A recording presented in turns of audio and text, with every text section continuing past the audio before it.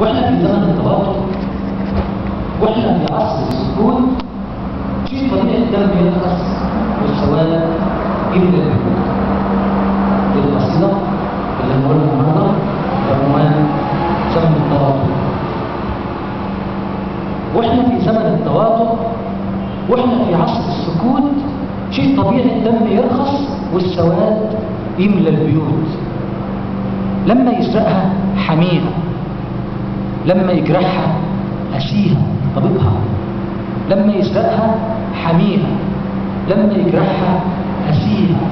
من يطبطب على الغلابة، من يداوي الجرح فيها. واحنا في زمن السكوت، واحنا في زمن السكوت، شيء طبيعي الدم يرخص والسواد يملى البيوت.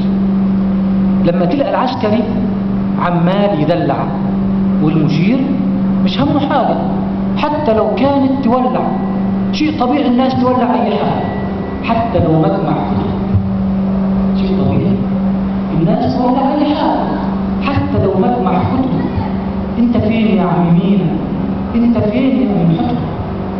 أنت فين يا عم مينا؟ أنت فين يا ابن الوليد؟ حرضوا كلابهم علينا، موتونا في بور سعيد. واحنا في زمن التواتر، واحنا في عصر السكوت، شيء طبيعي الدم يرخص والسواد يملى البيوت.